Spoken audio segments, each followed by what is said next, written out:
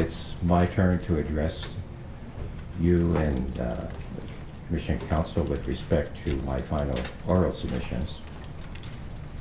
And I'd like to begin, as so many others who preceded me to this podium, by thanking, firstly, Commission Counsel for the job that they've done over the many months of this Commission hearing. I jokingly told your senior counsel at one stage, you must be doing something right because everyone is equally annoyed at you. And I also like to thank you, Mr. Commissioner, because I have fully appreciated your attention and your involvement with this issue. It's an important issue. It's one that has brought all of us together into this room. And it's essentially one that will continue long after your work is finished. And my clients, I owe a debt of gratitude to them as well. My clients essentially have told me time and time again when I said, I don't really want to contest this ruling or I don't want to bring on this application because I really want to get on with things. They said, don't do it for us, do it for the fish. And that is what motivates my clients, that concern for the fish, that concern for the conservation of the fish. And the Conservation Coalition, whom I represent, has as its primary motivation the conservation of the fish. And so as we went through the hearings, as we, more than a year ago when we started the technical hearings, my whole process and my instructions were predicated on that notion. Find out what's good for the fish, find out what will conserve the fish, and bring that to the attention of the commissioner. Because that will inevitably drive a good result. And I'm going to start by examining with you your terms of reference, not because I don't think you don't know them, but because they will guide me in terms of my representations to you. And I want to show you, and I'm sure you're well aware of it, that if we look at your terms of reference at page, I think it's on the second page, right under A, to conduct the inquiry without seeking to find fault on the part of any individual, community, or organization. And this is what I would emphasize, and with the overall aim of respecting conservation of the sockeye salmon stock and encouraging broad cooperation among stakeholders. It goes on to say, and in a moment I will make submissions about conservation because there are some participants who will urge you otherwise.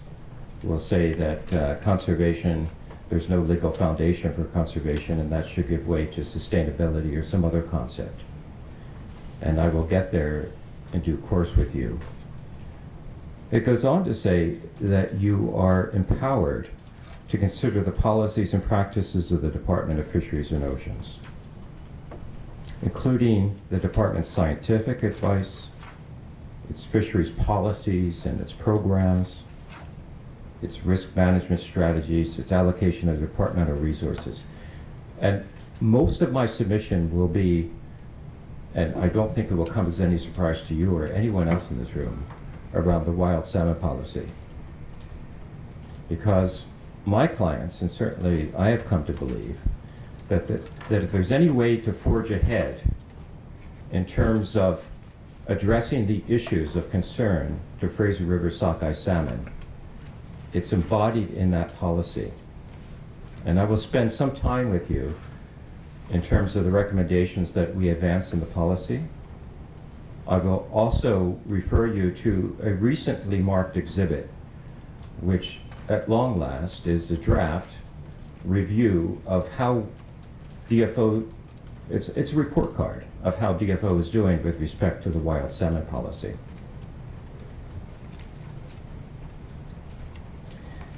And then under C, you're empowered to investigate and make independent findings of fact regarding the causes for the decline of Fraser River sockeye salmon. And there are some enumerated conditions there, the impact of environmental changes along the Fraser River, marine environmental conditions, aquaculture, predators, diseases, water temperature, and other factors. And then you also are finally empowered to investigate the current state of Fraser River sockeye salmon stocks. And part of my submissions, in fact, I will lead off my submissions with dealing with these aspects of the terms of reference. And finally, but not least, and I think this is, with all respect, Mr. Commissioner, the most significant part of your mandate. It's to develop recommendations for improving the future sustainability of the sockeye salmon fishery in the Fraser River.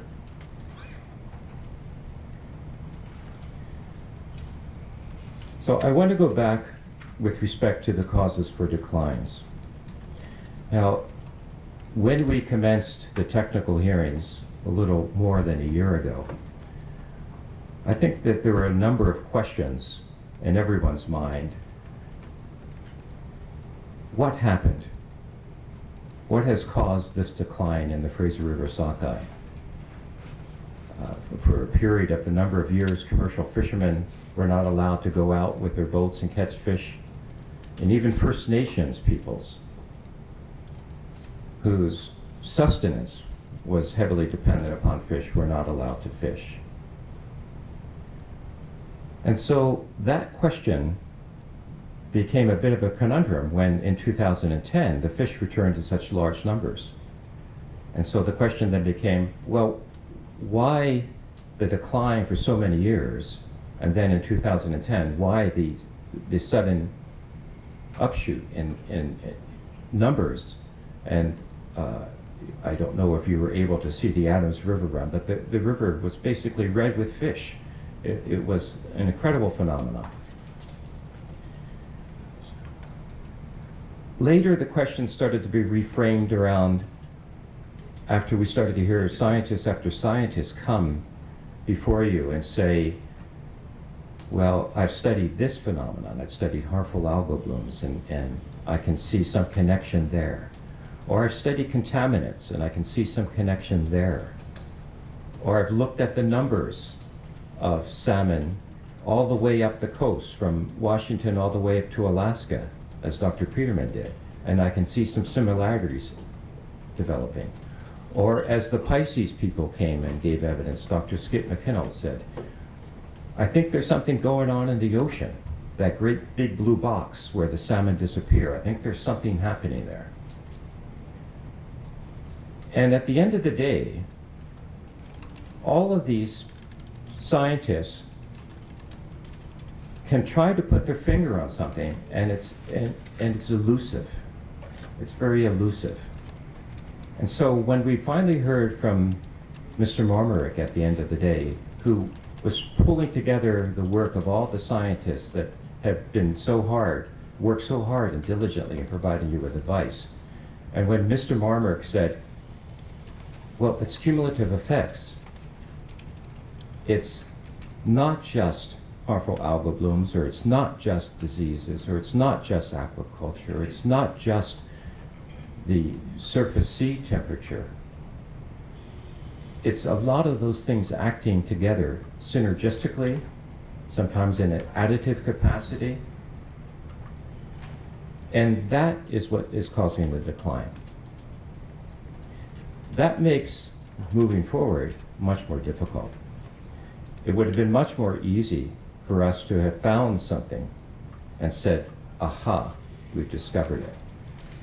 But because there's all of these factors that are somehow contributing to the decline of the Fraser River sockeye, or have the potential to contribute to the decline, that makes all of our jobs much more difficult, because it means that when you want to move forward, where do you assign the shrinking source of revenue and funds for research? Do you give it over to people that want to study the marine environment? Do you give it to the people that want to study the freshwater environment? Do you give it to the people that want to establish the pulse telemetry. These are all worthwhile research projects, and they all help in terms of our ability to understand what is actually going on. But at the end of the day, that is not necessarily your problem either, with all due respect, because science will advance. You can give some recommendations on how the science should advance, and I'm looking forward to those recommendations from you, because I think you can assist the scientists greatly in their endeavors by proposing some protocols and some apparatus for how the questions get framed. You may recall that some scientists said, it's not only the research that's being done, it's what kinds of questions you're asking that's critical.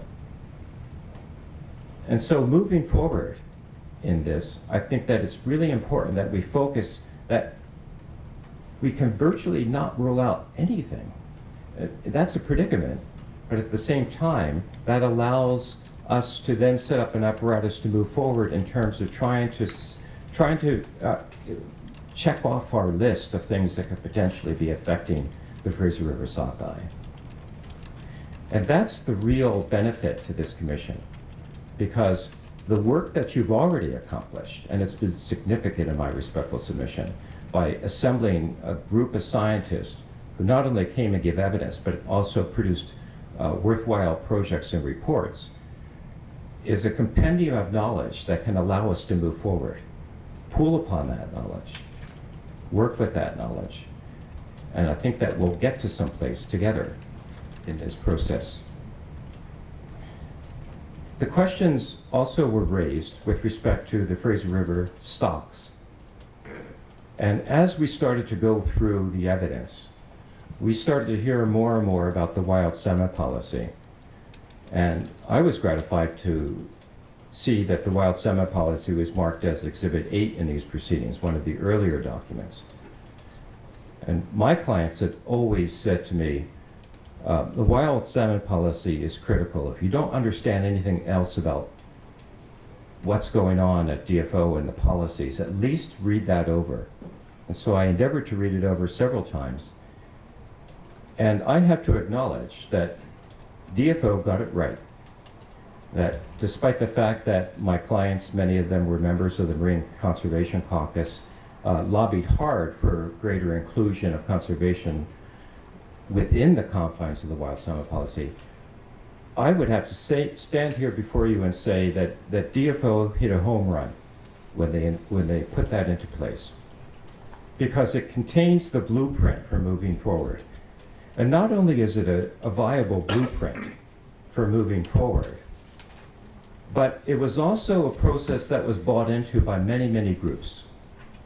Not just my clients. Commercial fishing sector were involved in this process. The First Nations were involved in this process. It's essentially a policy that pulls together disparate sources.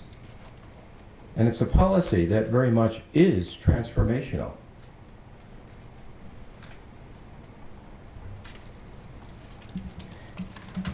Now, you may recall that Strategy 6 of the policy said that we're going to have a 5-year review of the policy to see what's working and see what's not working.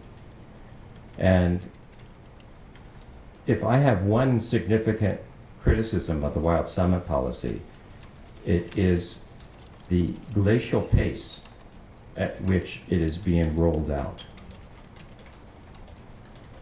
And we must be in a situation where that has to advance much more quickly. We have to do it for the fish. If I can have Exhibit 1992, which is the draft performance review of the wild salmon policy prepared for Fisheries and Oceans Canada by Gardner Pinfold. I want to take you firstly to the concluding observations of these consultants who met with many, many people from Department of Fisheries and Oceans, and I want to take you to page 39.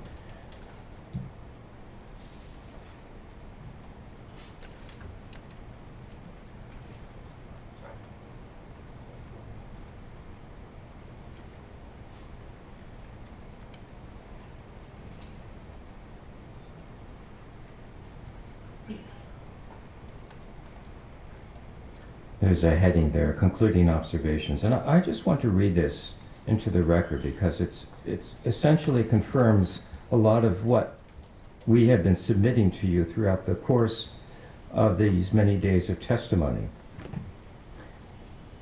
The authors there say 2 foundational pieces have been completed in the 6 years since the policy was adopted.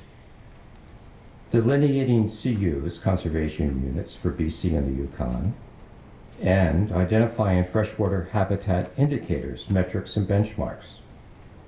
2 other foundational pieces are well advanced: developing criteria to assess the status of CUs, and developing habitat characteristic templates, and completing status reports on 6 watersheds. While there are clearly fundamental building blocks for a fully realized policy, they are not enough to make more than a modest contribution to the actual objectives and goal of the policy. They provide the technical basis, the framework, for implementing the extensive work needed for the policy to succeed. This work requires activity in 3 essential areas: establishing abundance and distribution benchmarks for each of the CUs and monitoring and assessing their status. Secondly, addressing or assessing the habitat status of CUs, and implementing an interim process for managing priority CUs. And then the authors say these words: until these activities produce their intended outputs and incomes, the policy objectives will remain largely unrealized, and the goal a worthy but elusive target. That's the status that we're in today. I realize that this is in draft form, and I understand that eventually it may be changed or modified, but essentially that's what we have. And I want to now look at what these authors say were some of the challenges and recommendations portion of the next page, beginning at page 41. There's a heading, Factors Influencing WSP Success. And there's an itemization then of the challenges. The first one that they identify is complexity and uncertainty. And the authors say, these dimensions of complexity and uncertainty have required more time to resolve than originally expected, and combined with the sequential nature of the action steps have contributed to, but do not fully account for, a slower pace of implementation than anticipated. And then the second challenge to the Wild Summit policy is implementation funding. And in a moment after I'm finished my submissions to you, I think that Mr. Rosenblum for area B and D, I think, will address you. And he addresses this concept of implementation funding, and we basically and generally support that. Policy implementation was to proceed within the envelope of available funding, and that's the words that were found within the actual policy itself. In addition to imposing an overall constraint on implementation, this also added a layer of uncertainty since it effectively limited the horizon to plan activities to a year or so. The lack of committed resources may also have played a role in influencing the decision not to produce a formal implementation plan. Moreover, the available resources actually declined after 2008 instead of increasing as activities moved from research and development to extensive implementation of monitoring and assessment. And then the third factor that I want to point out, which the authors have here come to some conclusions about, is acceptance within DFO, and this is a critical one. The authors say that policy is basically transformational in its approach to conserving diversity, the use of benchmarks, the integration of habitat and ecosystem information, and the approach to developing ISPs, integrated strategic planning. As such, it would transform the way DFO has to do business. This requires what senior officials describe as a cultural shift within DFO, which is likely to present a challenge. Since none of the outputs of the WSP have yet been operationalized, it is too early to tell how great the challenge might be.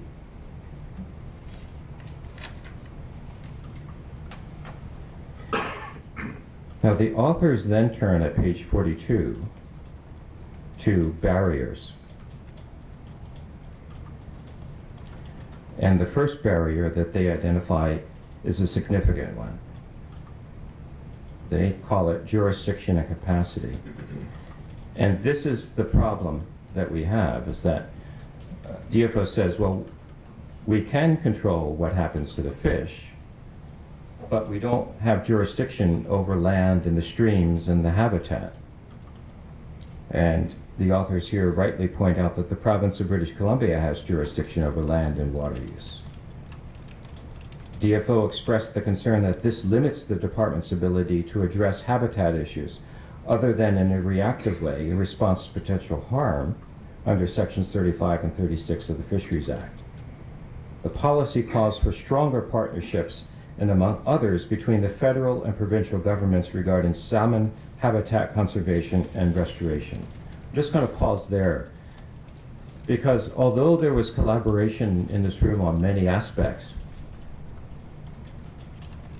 I was a bit mystified because I did not see that collaboration developing between the province and the federal government with respect to habitat protection.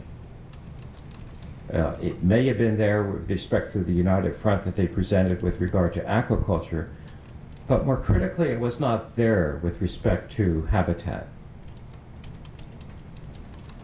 And although the province has come before you and made submissions and says, well, none of the things that we've done, such as logging, riparian areas, none of those things have really contributed to the decline, so don't worry, you can basically discount.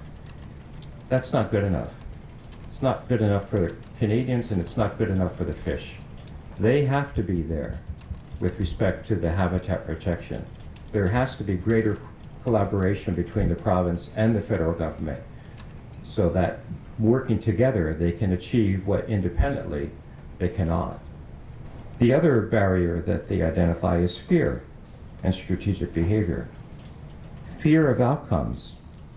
Once CU benchmarks and status have been determined, could affect support for the integrated management process or plans and the integrated strategic plan process, resulting in strategic behavior and planning processes and limiting the effectiveness of CU management. I'm going to just stop there as well, because some of the participants will express that fear. It's the fear of the unknown. What's going to happen if this wild salmon policy is fully operationalized, it's up and running? What will it mean for my commercial fishing ability? And that fear may be real for certain sectors, but it should not be an excuse for not moving forward with respect to this wild salmon policy. And then finally, if I can now turn to the recommendations, because the recommendations mirror some of the recommendations that other participants, including our group, have put forward to you. Recommendations, and I know Mr. Buchanan took you very quickly to some of these, and I want to spend a little bit more time with you on these recommendations because they are worthwhile. Recommendation number 1, the wild salmon policy needs a firm DFO commitment with funding. That's a given. The authors say one of the lessons to emerge from the WSP implementation experience since 2005 is that a lack of a firm DFO commitment to implement the policy is a key reason it has not progressed. So far, the policy is transformative in principle only. If the department wants the policy to be transformative in practice, then it should make it so. And it's that easy. If nothing else comes out of your recommendations, then an affirmation that the wild salmon policy is a worthwhile goal and the government should get on with implementing it and making it fully operationalized, then you would have done a lot.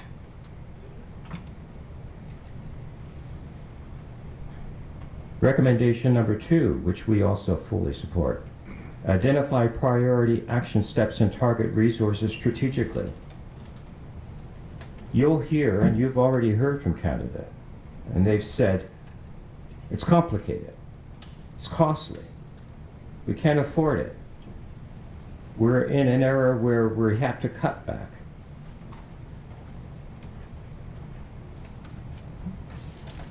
The answer to that is, let's be strategic about how we spend the money then. Let's not just throw a lot of money at it, but let's see where we can get the best bang for our buck.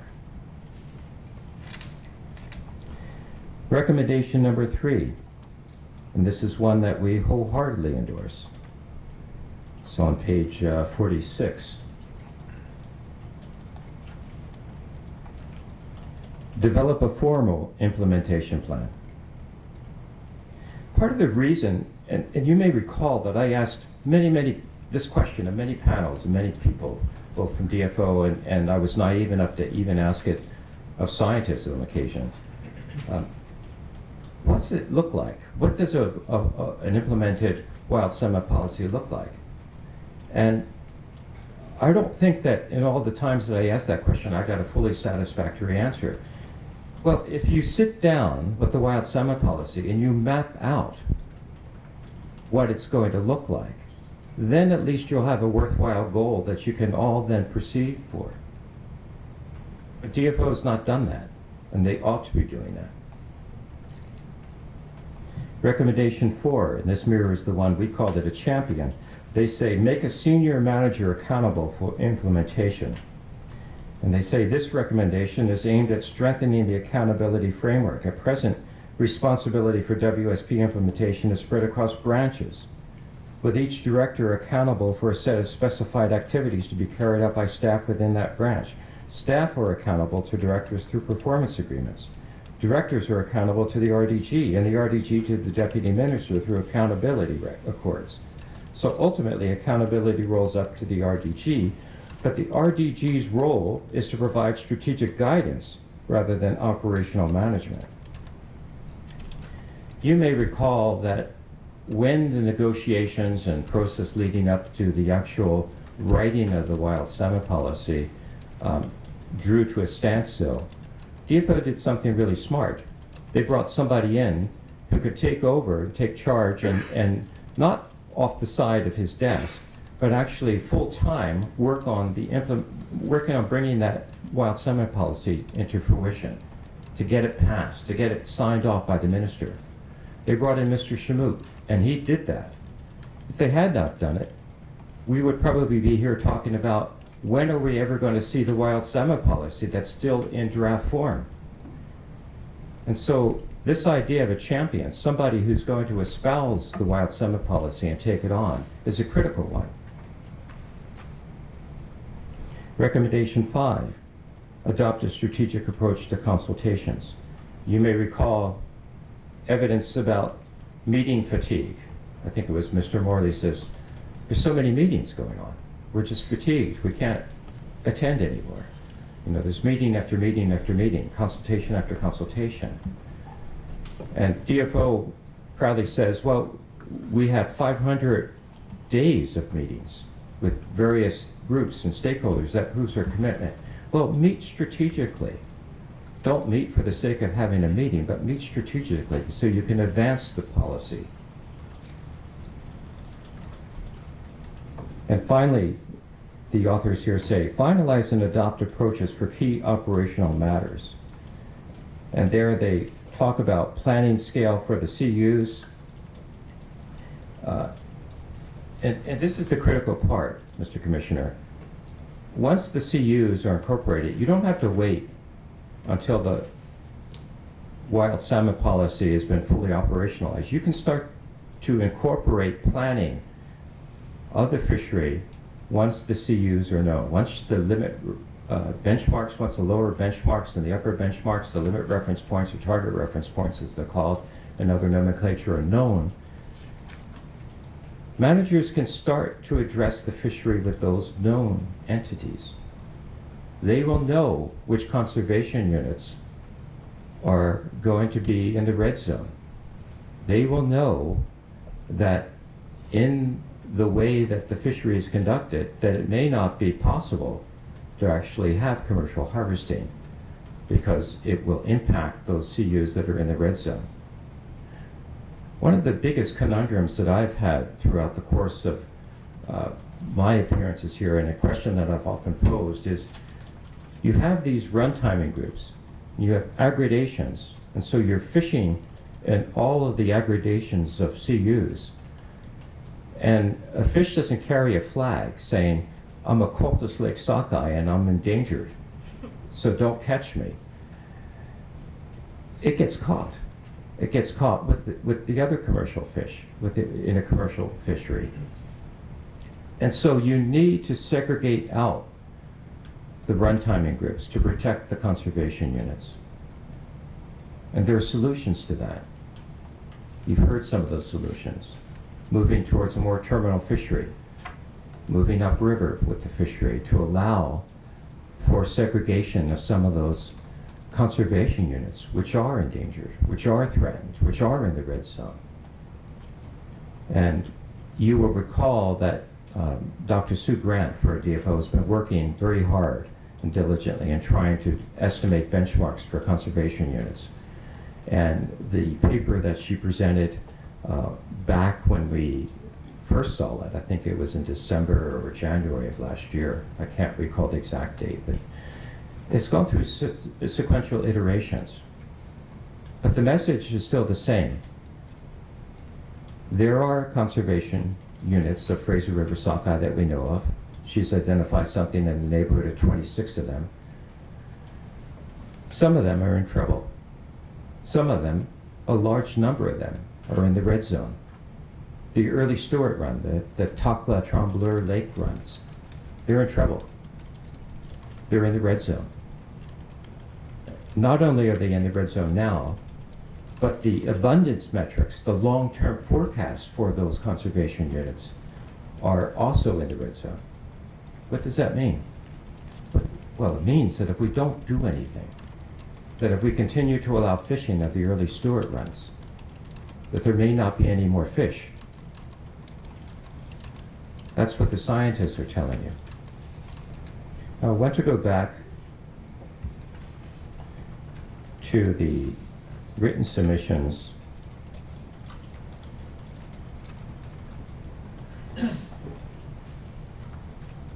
and examine some of them, my written submissions, and I should add Mr. Harrison is here with me, and I'm grateful to his continued effort and support. Habitat is something that concerns my clients, and I want to now focus on certain aspects of my submissions.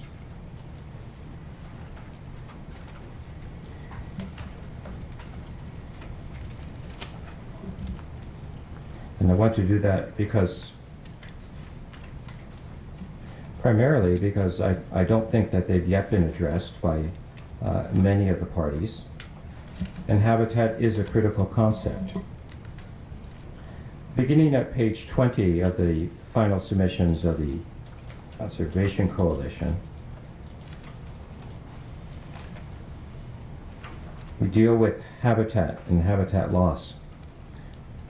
The other policy that I wanted to mention in this context is the policy of, it's an old policy. It's called the no net loss policy. It was brought in, I think it was brought in 1988 or something in that range. It's been around for a while. I may be mistaken about the year, but it's been around for a long time. And the policy is like a lot of policies that DFO have. It looks good on paper, but carrying that out has proven to be much more difficult. The policy, the basic premise of the policy is this, is that if you're going to have a development project, I don't care whether it's a hydroelectric facility or whether it's a mine or something of that nature, if there's going to be a development project that's going to destroy habitat, then you have to go about finding replacement habitat or creating replacement habitat for the fish. That's no net loss. Basically, you don't want to be in a situation where you're losing habitat for the fish. The DFO representatives who came and gave evidence before you said, it's not working. We're losing the battle. We're actually in decline with respect to habitat.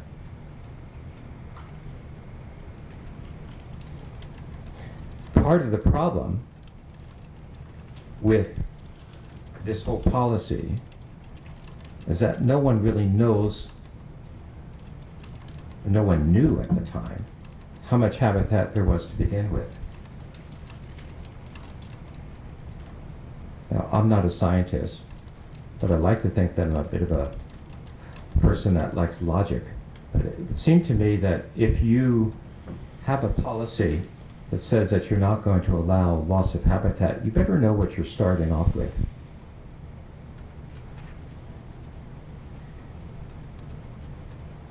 We say it's impossible to measure the extent to which habitat is being destroyed because DFO is not adequately monitoring habitat loss. And this is from the evidence of Patrice LeBlanc, DFO's primary motivator and mover on habitat. DFO has not undertaken recent assessments of the extent to which no net loss is being achieved by permitting projects.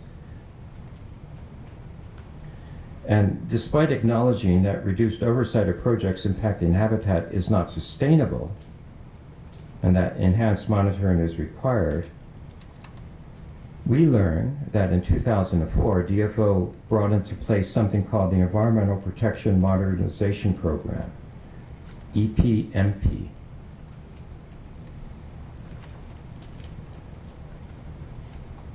You've heard some of the participants talk about we're now in a results-based era with respect to environmental monitoring, compliance, and enforcement. Now, EPMP is a bit of that, and then some. EPMP has resulted in substantially fewer projects being monitored or assessed by Department of Fisheries and Oceans staff for their impact on fish habitat. And this was the evidence of Mr. Bevan when he came and gave evidence to you right at the end of the hearings.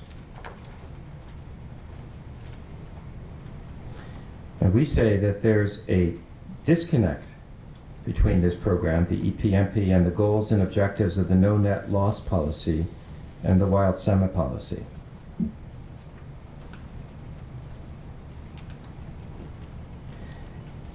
Reductions in habitat monitoring staff. You've heard evidence that staff are being reduced. Project compliance oversight reductions. They're antithetical, we say, to the intentions of the wild salmon policy.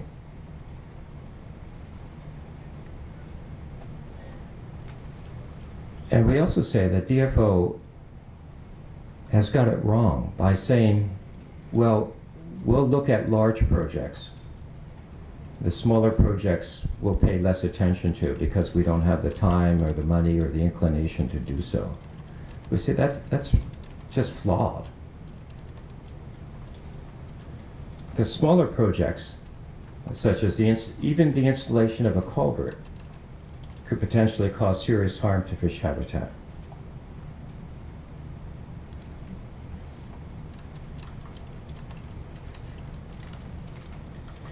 We see that EPMP is an effort by the Department of Fisheries and Oceans to do more with less. In an era of shrinking resources and shrinking capabilities and less staff,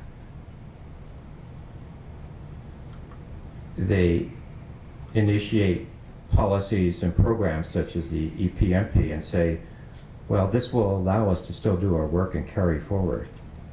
In effect, what it does is just the opposite of that. It compounds the problem, makes it much more likely that habitat degradation will occur on a fairly consistent basis.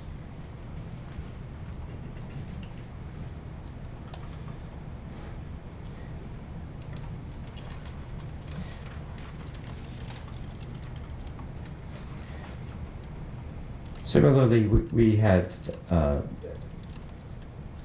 something to say about enforcement of habitat measures. And I want to point out in that regard the dichotomy between the two departments.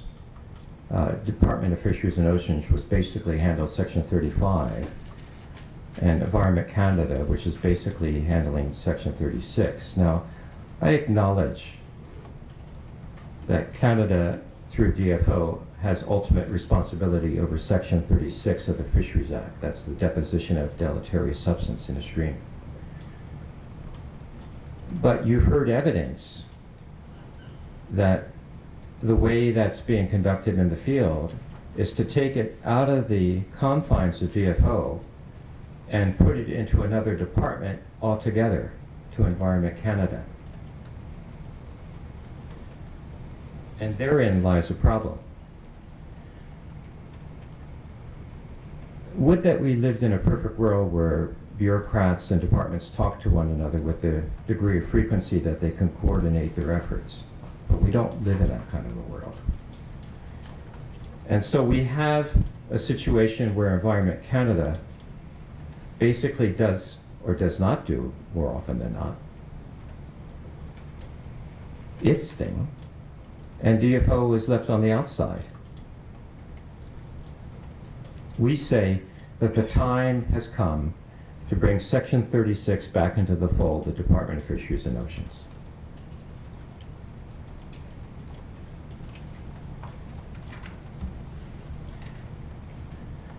We say that it will yield a result that will actually save money, achieve greater uniformity of prosecutions, and allow for a greater overall synthesis of enforcement in the context of habitat.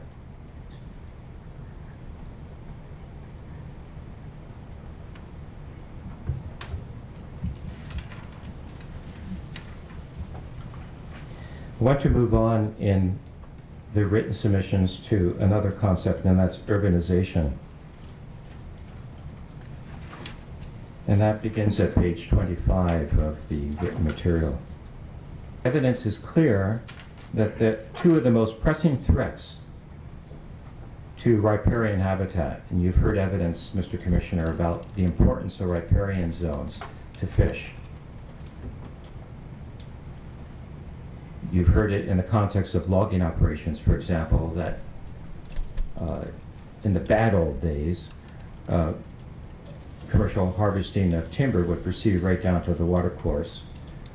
Now there are leaf strips. Now there's riparian zones that are left along the stream banks, not only to preserve the integrity of the stream so that you're not depositing things within the water, but also because the trees that are overhanging and by the sides of streams allow for cooler temperatures. And this is important in the context of if we are in a realm of global climate change, which I firmly believe and the evidence firmly establishes, then you want to minimize any condition that would exacerbate increases in water temperature. And one way to do so is by having riparian zones. So we say that two of the most pressing threats to riparian habitat are urbanization and development near waterways. Humans being humans, we like to be situated near watercourses. Everyone wants a view, or we like to have a house on a stream. But that's not necessarily good for the fish. So development, particularly with respect to the riparian area regulations, must take effect without leaving the riparian areas for the fish. And once again, the province can step up to the plate in this regard. And in some respects they are through the modernization of the Water Act. And you heard some evidence about that.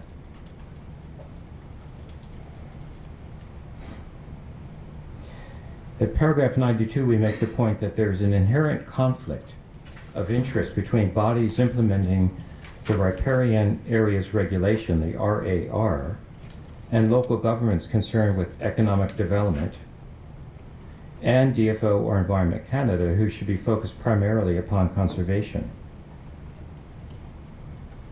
The evidence shows that a number of local governments still feel it's outside their responsibility to deliver RAR, riparian area regulations. And this creates a problem, and authority is being given to local governments who don't want the duty, and highlights the difficulty ensuring local governments are fulfilling their obligations. And we point to an area that's actually working, and you heard some evidence of this. The Shuswap Lake Integrated Planning Process, we say, is an example of a multi-agency participatory process in RAR implementation. It involved cooperation amongst various levels of government and other stakeholders working in the general spirit and towards the goals of the wild salmon policy. And you heard some evidence about that.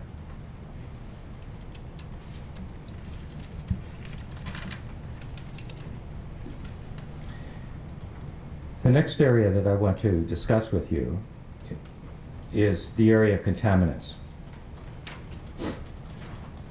And that begins at page 28 of my written submissions. And we want to begin with a quote by Dr. Ross. I found Dr. Ross's evidence to be very refreshing.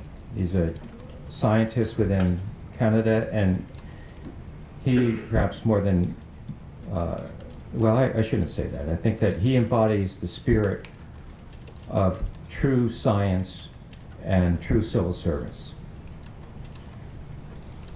He said, often sublethal effects of contaminants may not be evident, but when a secondary insult comes along, like a virus, like climate change, like a food supply problem, or other stress with regard to habitat destruction, that's where the contaminant influence may become a very significant contributing factor. The contaminants would predispose salmon to a secondary insult.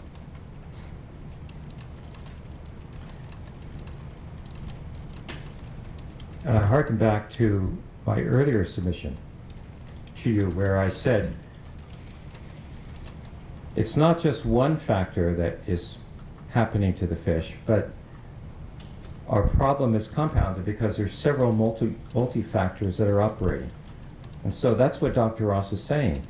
He's saying, by themselves, maybe a contaminant is not the cause for the decline, but you better not ignore it because it may have an effect to an already weakened fish. And there are contaminants, you heard evidence of this, of the emerging contaminants, the new ones. The PBDEs, polybrominated, the fire retardants. I'm not going to say it because I don't know it. Ms. Baker's laughing at me because I don't know what PBDE stands for, Mr. Commissioner. But I know that they're bad.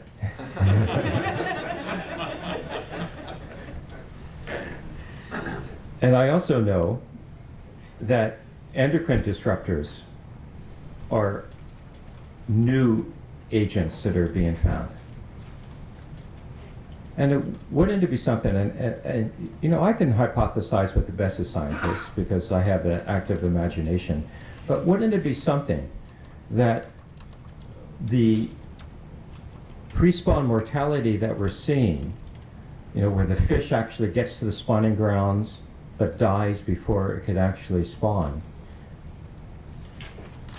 something's going wrong with their hormonal system, with something's happening with their endocrine system.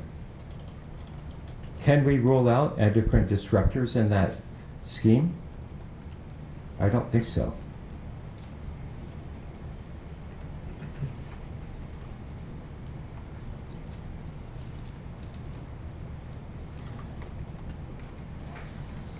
And we say that the decision by DFO to move away from contaminants, because you heard evidence of this from Dr. Ross, the move away from this research has left large data gaps and enhanced the uncertainty in which DFO operates.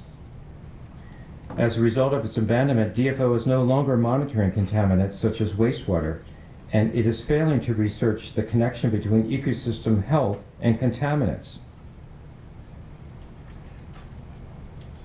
And like any other environmental issue, the danger posed by toxic contaminants cannot be examined in isolation. Monitoring is essential. DFO currently focuses its monitoring on parameters that are cheapest rather than those that are the most important.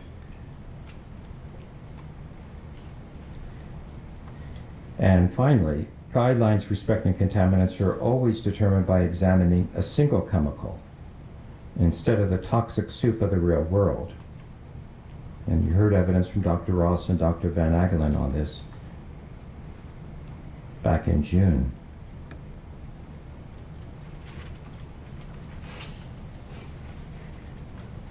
And I don't want to leave contaminants without at least discussing in part wastewater, because you heard evidence from a panel on wastewater and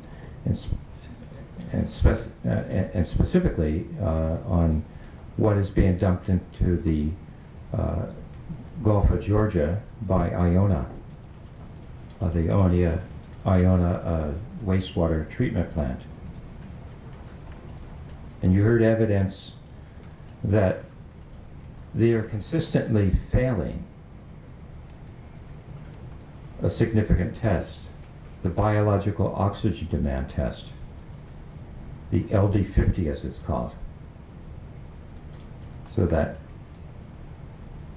they're basically, Iona is not in compliance for vast sections of time. They're breaking the law. And there's a promise that there's going to be better treatment facilities at Iona, but that's not until 2020. It's a long time. You heard some evidence about how marine spills occur, what happens once they occur, who's responsible for cleanup, and it's a mess. Quite simply, it's a mess.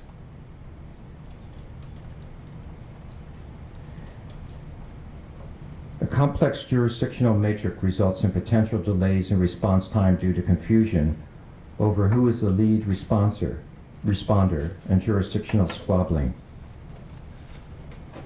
And this was from the representative from the Canadian Coast Guard who testified to that effect.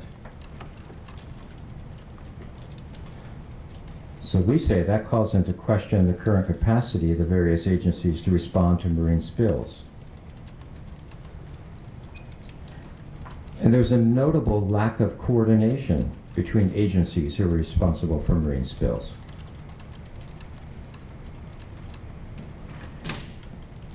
And despite the fact that DFO has the greatest expertise in marine contaminants, it's not a member of the Regional Environmental Emergencies team that deals with marine spills, REET.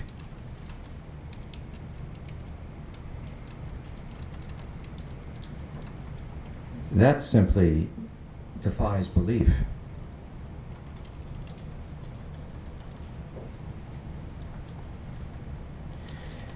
And then even when REET gives advice on ecosystem health to the Coast Guard, who's responsible for the actual cleanup, that advice is ignored. And that's the evidence of Dr. Ross.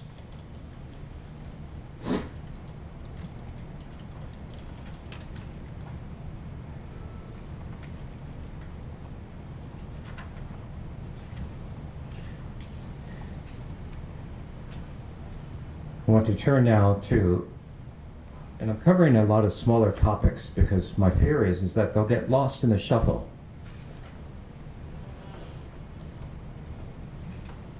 The pulp and paper effluent, the mining effluent. And you heard evidence on these topics as well.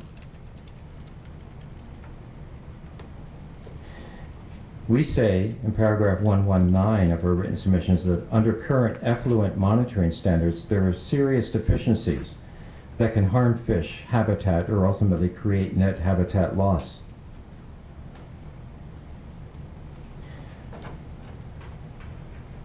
There are scientific studies that have shown that discharge engenders chronic sublethal effects on fish. Bleach pulp mill effluents have been found to be mutagenic using standard tests. Current levels of testing do not target endocrine disrupting compounds, nor are these addressed during the environmental assessment process.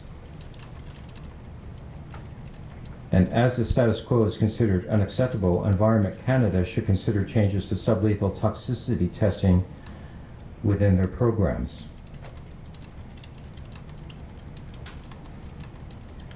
We also say that there are gaps which fail to address effluent from placer mines.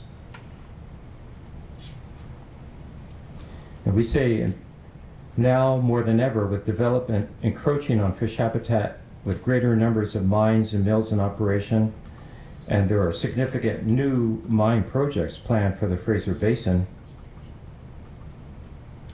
I think the Prosperity mine in the Desico area has reared up again. Research into cumulative impacts, emerging compounds of concern, and sublethal effects on fish are necessary. I turn now to logging.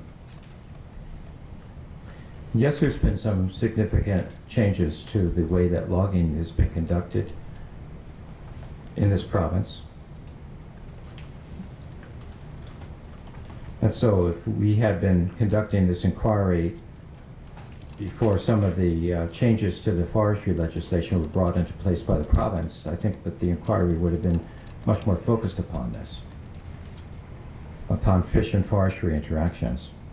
But there's still concerns, and their concerns deal with riparian standards and fish stream crossing.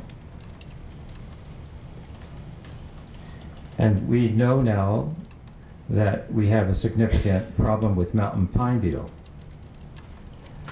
And in order to harvest the dead trees, there's large-scale harvesting operations, salvage operations going on in the province.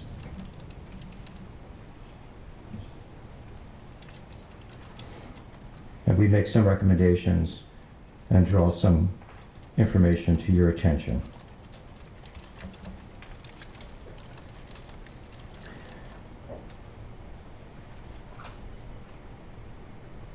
I'd like to turn now to temperature, flow, and hydroelectricity. Late in the day, you heard from a panel, and I think Dr. Orr, one of our a representative from one of our constituents, was on that panel about the relationship between temperature and water flow. Dr. Orr painted a compelling picture of groundwater protection and how critical it was to have groundwater protection in the province so that when the fish are in the egg stage, they would not be subjected to desiccation. You've heard some evidence about the water in some streams being fully subscribed, meaning that if everybody who was allowed to take water pursuant to a water license took it, there's no water for the fish. These are some of the tributaries to the Fraser River that I'm talking about. Mention of the groundwater is critical in maintaining water temperatures that support Fraser River sockeye. Obviously, it helps cool water in summer, and it warms the water in the winter, minimizing the thermal stress on salmon throughout all life stages. This was Dr. Bradford's evidence, who was on that panel.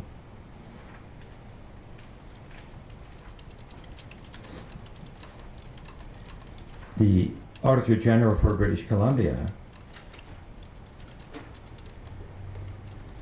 did a study and concluded that the provincial government is failing to protect groundwater and the viability of ecosystems it supports. There's a reference there to Exhibit 1871.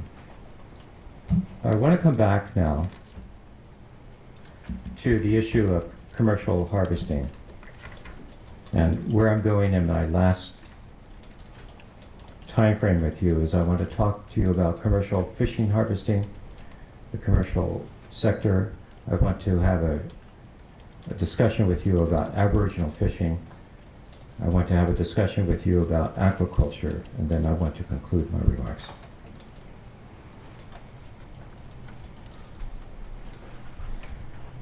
Earlier in my remarks, I alluded to this problem with the run-timing groups and how DFO is chosen to manage the fishery, the commercial fishery, and how inevitably that gives rise to problems because you have mixed stock fisheries where the CUs, some of whom are in danger, some of whom are in the red zone, are being fished actively with other fish.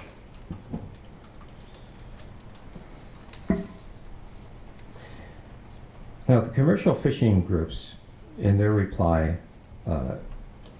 in their submissions, and we reply to this in full, deal with a number of these issues. I'll give you the good news story of what we can agree with first, and then I'll tell you what we basically are adamantly opposed to. Area D and B have really good, cogent submissions to you on budgeting, and they also have good submissions to you on aquaculture. And we certainly, we saw them as an ally in our moving forward on the aquaculture hearings. So we certainly endorse those aspects. But other than that, there's very little that we can endorse with respect to the submissions of the commercial fishing sector.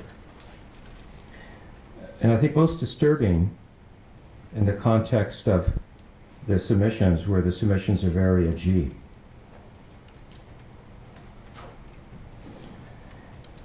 Now, Area G develops a legal argument.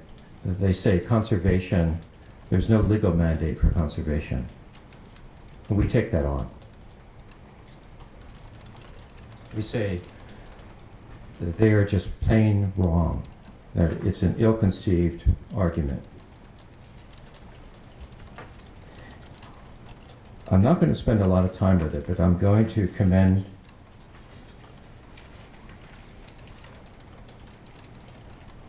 in my reply submissions, page 18, commencing with paragraph 66. Actually, it goes a little bit further. If you want to start with paragraph 63. We say much of our reply submission to Area G counters the legal argument that they have developed. We submit their legal argument that there is no constitutional basis for conservation is a selective rendition and account of the law. The argument runs counter to the express wording in many of the cases that are relied upon. The authors have chosen extracts from the cases and have attempted to weave phrases that mention sustainability into an argument that suggests that sustainability can be achieved without conservation. Many of the other statutes cited are selectively filtered. For example, in their argument, there's a reference to the preamble in the Oceans Act. We say that conservation is highlighted in the preamble to the Act, but is ignored for the purposes of the submission. And then beginning at paragraph 66, and by the way, I do agree with Mr. Taylor, who says that you don't need to necessarily deal with this issue. But in the event that I'm wrong about this, there's a full argument, a legal argument to counter the legal argument developed in Area G submission. And beginning at paragraph 66, we examine the Fisheries Act, mentions of conservation in the Fisheries Act, and then we examine the case law. And the case law that seems to be mostly supported, the case that seems to be mostly supported of the proposition advanced by Area G is a case called McMillan-Blodell. It's a 1984 decision of our Court of Appeal. We see that case is per incuriam for the reasons developed, because it basically relies upon a county court judge's determination, and the county court judge in that case inserted a period where there ought to not to have been a period. And if you trace it through, and we develop this in full in our argument, you'll find that the Macmillan-Bloedel should not be followed, and it should not be persuasive of anything. Now, there are other issues raised in the commercial fishing sector, not the least of which is they're seeking to bring back into vogue MSY and to suggest that MSY, maximum sustained yield, be incorporated into the wild salmon policy. And I couldn't resist. I had the ability to work with Dr. Larkin years ago, and then in a reincarnation, I appeared before him when he headed up the BCUC hearings into the Command Completion Project years ago. He has a wonderful sense of humor, and he composed a poem about MSY, and I can't resist reading it. It's called An Epitaph for the Concept of Maximum Sustained Yield. Here lies the concept MSY. It advocated yields too high and didn't spell out how to slice the pie. We bury it with the best of wishes, especially on behalf of fishes. We don't know yet what will take its place, but we hope it's as good for the human race. Well, Area G is trying to bring back MSY into vogue. And rather than go into full in terms of why they're wrong in that, I simply would refer you to the reply submissions of the First Nations Coalition, because they deal with that at length.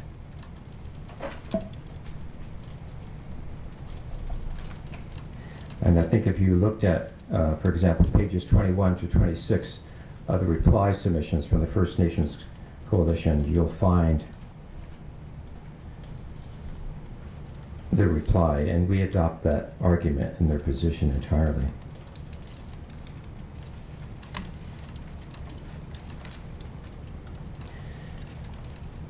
I note the time, Mr. Commissioner, and I'm going to be moving on to aquaculture, and I'll leave some time with that, so I would suggest this might be a time for a break.